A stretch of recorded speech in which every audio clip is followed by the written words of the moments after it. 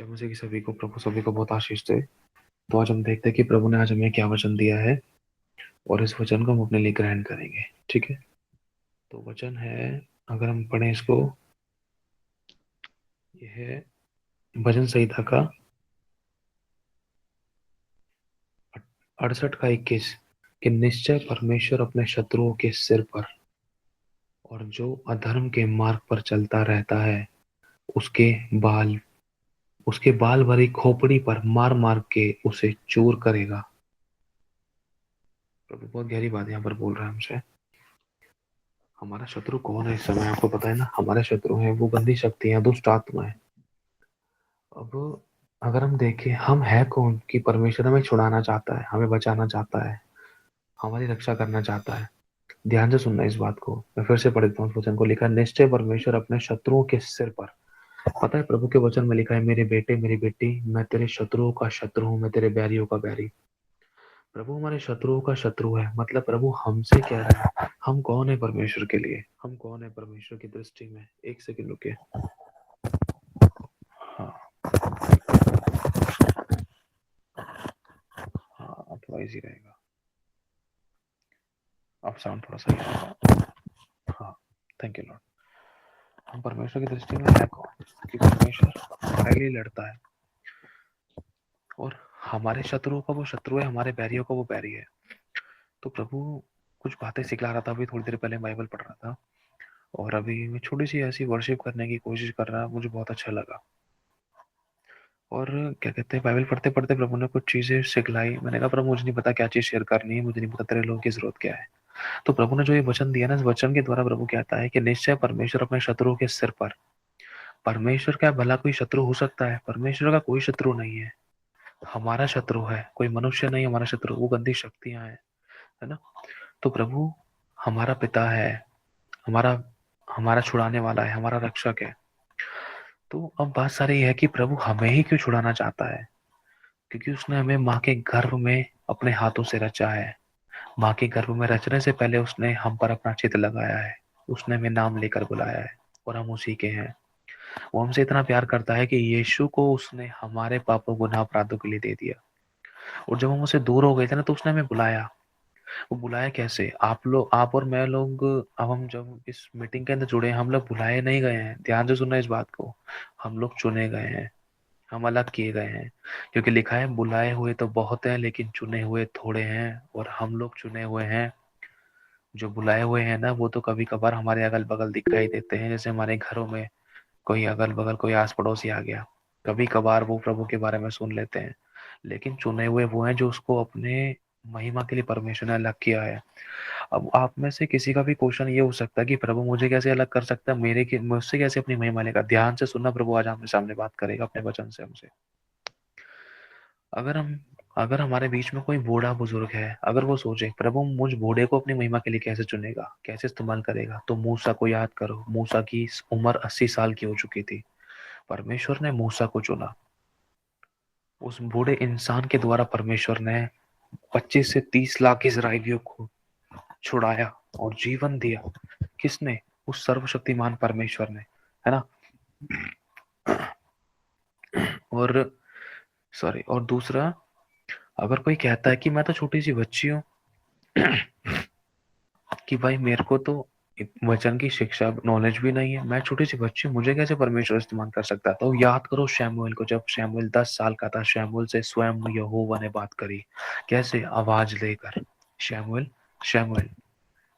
अगर हम कहें कि प्रभु देख मेरे को तो बोलने भी नहीं आता, मुझे तो बोलने भी नहीं आता, तो परमेश्वर ने यिर्मयाह से बोल दिया, जिसकी उम्र लगभग 20 साल के आसपास थी, 20 से 25 के लगभग।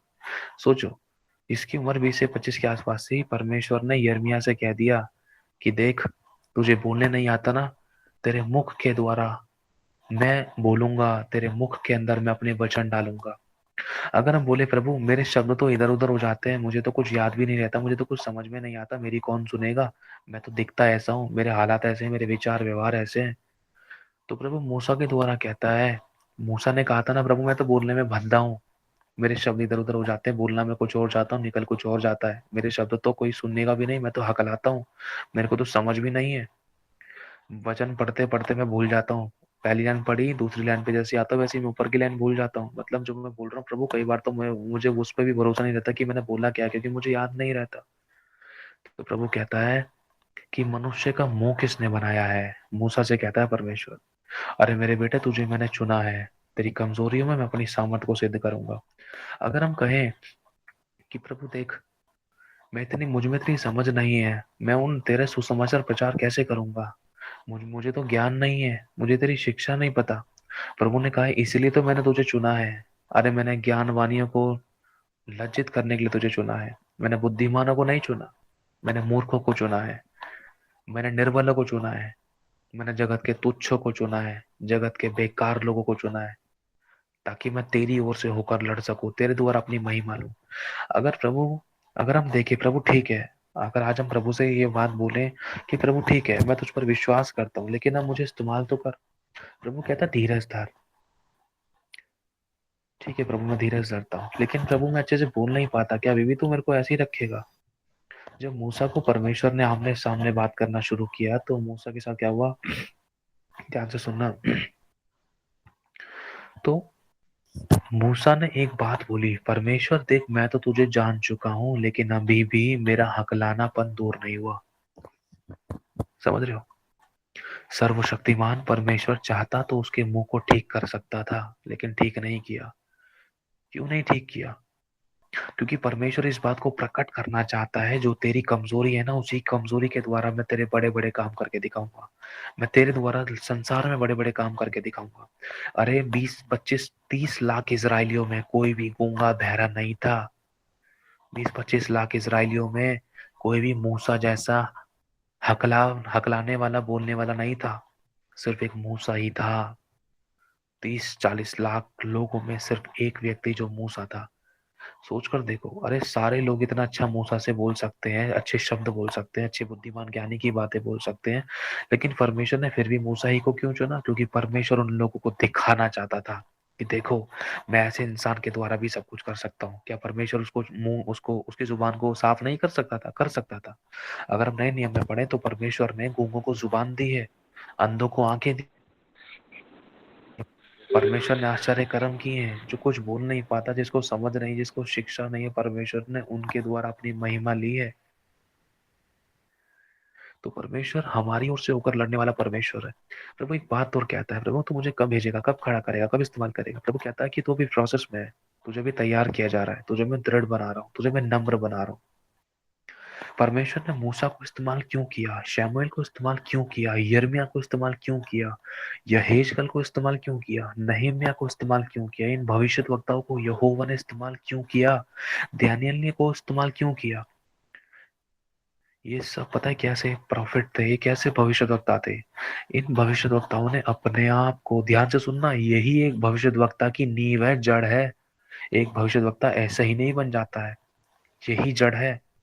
और हर एक भविष्यद्वक्ता से परमेश्वर ने एक शब्द हमेशा बोला है, मत डर, मैं हूं, तू उनसे मत घबरा। मूसा से बोला, अपने प्रॉफिट, कई सारे प्रॉफिटों से बोला, यिर्मयाह से बोला। प्रभु मैं कैसे बोलूंगा? प्रभु ने कहा तेरे मुंह के अंदर मैं पुस्तक डालता हूं, तू उनसे भयभीत ना हो, क्योंकि तेरे द्वारा मैं होकर बोलूंगा। अगर हम चाहे तो निर्गमन का 4था अध्याय पढ़ सकते हैं, यिर्मयाह का दूसरा अध्याय, पहला अध्याय पढ़ सकते हैं। अगर हम चाहे तो और भी परमेश्वर के अभिषिक्तों के बारे में पढ़ सकते हैं। यहोशू से परमेश्वर ने बोला, कई सारे प्रॉफिटों से परमेश्वर ने, भविष्यद्वक्ताओं से परमेश्वर ने बोला, यहोशापात से बोला, इसी शक्ति पे जा, उन शत्रुओं से मत डर। कितने सारे भविष्यद्वक्ताओं से बोला। लेकिन उन सभी भविष्यद्वक्ताओं की जिंदगी में बड़े बड़े काम कैसे हुए, वो सच्चे प्रॉफिट बने कैसे? पता है क्या है उसका राज? आज हमारे नाम के आगे पीछे प्रॉफिट लगाने से हम प्रॉफिट नहीं हो जाते हैं, पोस्टर लगाने से पोस्टर नहीं हो जाते, इवेंजलिस्ट, टीचर, प्रीचर, पास्टर लगाने से पास्टर नहीं हो जाते। मैं चाहूं तो अपने नाम के आगे पास्टर लगा सकता हूँ, हालांकि अभी परमेश्वर की ओर से मैं पास्टर की तरफ से नियुक्त नहीं किया गया हूँ, लेकिन आज भी लोग मुझे पास्टर कहते हैं। लेकिन मैं उनको एक ही मैसेज कहता हूँ, मैं कमेंट पे भी, यूट्यूब पे भी लोगों को यही कहता हूँ, प्रभु के अनुग्रह से कि आप प्लीज आप मुझे ब्रदर बोलिए। क्योंकि जब तक परमेश्वर स्वर्गीय पिता, परमेश्वर ज्योतियों के पिता की ओर से मैं नहीं कहा गया ना, तो मुझे नहीं कहना चाहिए, और ना ही मुझे अपनी पढ़ाई चाहिए, और ना ही मुझे कहना चाहिए कि कोई मुझे पास्टर बोले। कहने का मतलब ये है कि जो परमेश्वर के अभिषिक्त रहे हैं, नबी रहे हैं, उनकी जिंदगी में सबसे बड़ी एक जड़, एक सबसे बड़ी बात रही है कि परमेश्वर ने उनको बड़े बड़े कामों के लिए इस्तेमाल किया है। क्या कि उन्होंने अपने आप को टूटने के लिए, पिसने के लिए परमेश्वर के हाथों में दिया। समझ सकते हो कैसे? मूसा की उम्र जब 40 साल थी ना, मूसा को परमेश्वर ने 40 साल परखा। राजगद्दी पर बैठता था वो। कहते हैं ना, आज के टाइम पर देखे तो लात मारे तो गड्डी, हाथ मारे तो नोट, ऐसे टाइप के कुछ गोल्ड स्टार की वर्दी पहनने वाला इंसान अगर वो परमेश्वर की सेवा करना चाहता है तो उसको शून्य से शुरू करना पड़ेगा, सब कुछ छोड़ना पड़ेगा। ये नहीं कि बीवी बच्चों को छोड़कर भाग गया, संन्यास कर लिया, नहीं। कहने का मतलब अपने आप को नम्र बनाना पड़ेगा, दीन बनाना पड़ेगा, शून्य से शुरू करना पड़ेगा।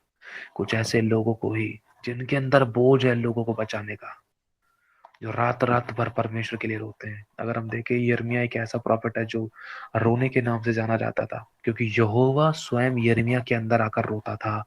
और जो जो भविष्यवक्ता आपने देखे, मैं कह रहा हूँ, ये एलिया को उठाकर देख लो, हनोक को उठाकर देख लो, कितने भी परमेश्वर के बड़े बड़े अभिषिक्त हैं, उठाकर देख लो। मूसा मुंह के बल लोगों के सामने रो गया, रोया था, गिड़गिड़ाया था कि मत जाओ, खुदा से दूर मत जाओ, वापस आओ, मिस्र में मत जाओ। रोया था, मुंह के बल गिर कर रोया था, गिड़गिड़ाया था।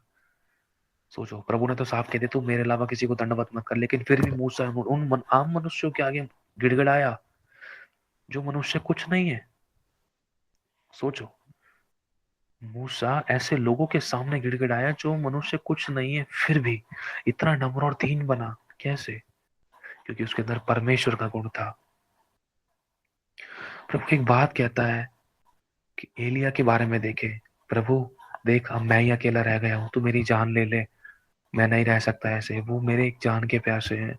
अगर हम यिर्मयाह को देखें, प्रभु तेरे लोगों को नाश होने से बचा ले, वो रोता था। प्रभु ने कहा तू 40 दिन तक एक करवट पर लेटा रहेगा, वैसा ही उसने किया। मतलब इस प्रकार से यिर्मयाह पता नहीं यहेजकेल से, पर जो जो बोलता था वैसे टेस्ट वही करते थे वो।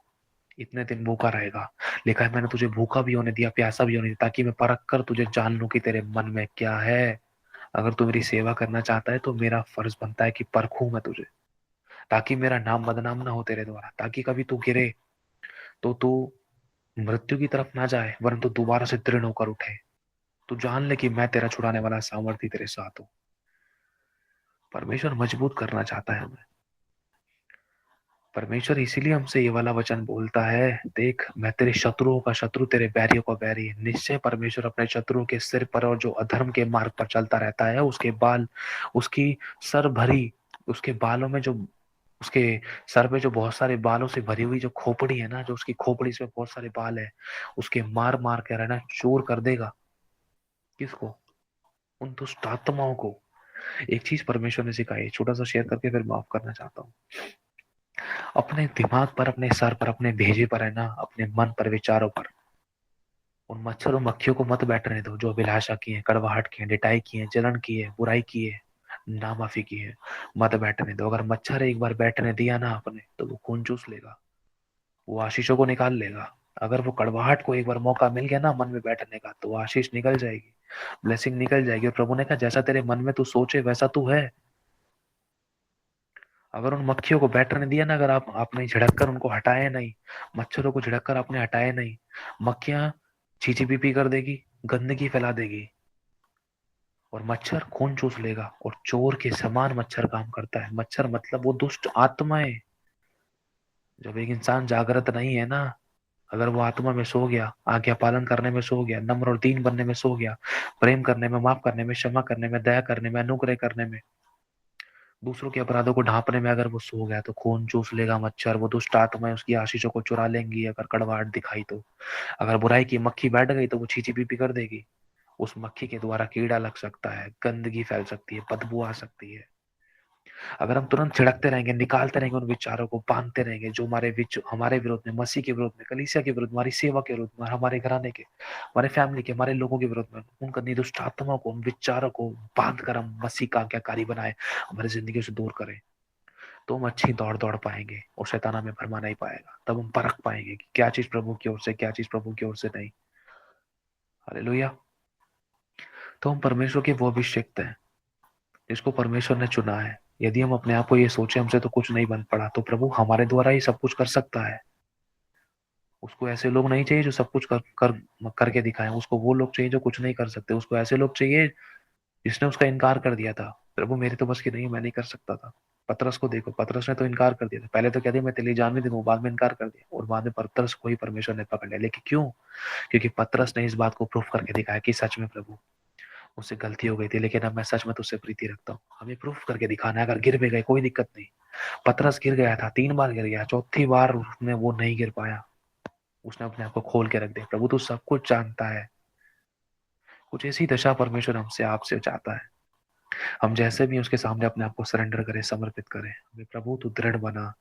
प्रभु तू जैसे मुझे तोड़ना चाहता है, मरोड़ना चाहता है, जो भी तू मुझे बनाना चाहता है तू बना। मैं जानता हूँ मैं तेरे हाथ में हूँ। तू मेरी जान नहीं लेगा, क्योंकि सहने से बाहर तू परीक्षा नहीं लेगा। तू जानता है कि मैं कितना सह सकता हूँ। तू उसके अनुसार मुझे चला रहा है। क्यों? क्योंकि मैं तेरा अभिषिक्त हूँ। और मुझे अभिषिक्त के द्वारा तू अपनी महिमा लेगा। मेरे द्वारा तू सेवा लेगा। मेरे द्वारा तू लोगों को छुड़ाएगा, आजाद करेगा, डिलीवर करेगा। लगता है कि मैं तो एक बच्चे की माँ हूँ। लगता है कि मेरे पास तो बच्चा ही नहीं है। लगता है मेरा पति है। लगता है मैं तो हाउस वाइफ हूँ। अरे किसको उठाएंगे परमेश्वर सेवा के लिए? कुछ ऐसे लोगों को ही चुना है परमेश्वर ने। मरियम को देखो, हन्ना को देख लो, जिसके पास बच्चा नहीं था। उन लोग उसी से अपनी भविष्यद्वक्ता को पैदा कर डाला। उसकी प्रार्थना यीशु मसीह तक पहुंची। पता है, हन्ना अगर प्रार्थना नहीं करती शैमुएल के द्वारा तो आगे प्रॉफिट पैदा नहीं हो पाते। धीरे धीरे करके प्रॉफिट आए, और हन्ना के द्वारा शैमुएल पैदा हुआ। उसकी आंसू की प्रार्थना को यहोवा ने सुना, और आगे चलकर यीशु आया। हालेलुया। धीरे धीरे करके प्रोफेसीज होती गई, प्रॉफिट्स हुए। प्रॉफिट्स के बाद परमेश्वर के योजना के तहत वो लोग तैयार होते गए जिनके द्वारा आने वाले समय में, आने वाली पीढ़ी में यीशु को पैदा होना था। प्रोफेसीज होती गई, यशाया आगे चलते गए, चलते गए, चलते गए। किसको उठाएंगे हम? परमेश्वर किसी से भी अपनी महिमा ले लेता है। जिसके पास बच्चे हैं, जिसके पास बच्चे नहीं भी हैं, बच्चे होने के बाद भी यहोवा ने महिमा ली है, बच्चों से भी और माँ से भी। हालेलुया। अपने आप को दृढ़ बनाए, कमजोर ना समझे। निकल आए उन बीमारियों से, उन तकलीफों से, उन घटियों से, उन आंसुओं से, उन बोझों से निकल आए। अपने आप को परमेश्वर के साथ जोड़ कर रखे, मजबूत रखे। प्रभु मैं जैसे भी, मुझे ग्रहण कर, मुझे उठा, दृढ़ बना। जैसे तू चाहता मुझे इस्तेमाल कर। जहां मैं कमजोर हूँ मुझे दृढ़ कर। मैं जानता हूँ मैं किसी भी प्रकार से तेरे अनुसार नहीं चल पाई, नहीं बन पाई। प्रभु तो कहता है मुझे पता है तू नहीं कर पाई, लेकिन अब तू अपनी समझ का सहारा ना ले। संपूर्ण मन से मुझ पर भरोसा रख। मैं तेरे लिए सीधा मार्ग निकालूंगा। तेरे कठोर परिश्रम को मैं आसान कर दूंगा। क्या मेरे लिए कुछ काम कठिन है? नहीं है। मेरे लिए कुछ काम कठिन नहीं है, लेकिन मुझे करने दोगे जब भी तो कठिन नहीं है ना। इसीलिए प्रभु कहता है अपने आप को मेरे हाथों में सौंप दे, तो तू मेरी महिमा को देखेगी।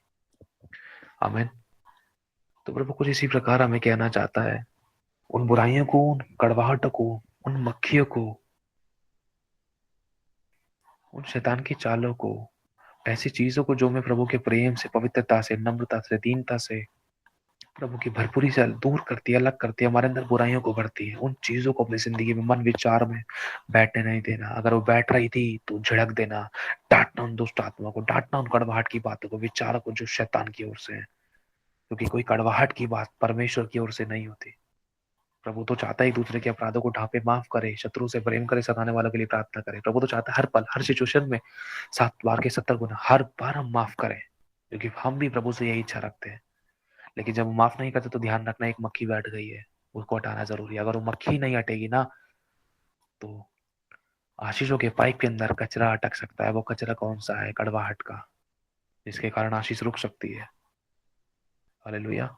अपने आप को परमेश्वर के सच्चे न्याय के हाथों में सौंपे, जीवित परमेश्वर के हाथों में, उसको मार के हाथों में सौंपे। वो आपके लिए मार्ग निकालेगा। आमीन। प्रभु का धन्यवाद हो। सारी महिमा प्रभु को मिले। अब हम कल फिर से नाइट प्रे मिलेंगे, जैसा प्रभु की इच्छा हो। जय मसीह की सभी को।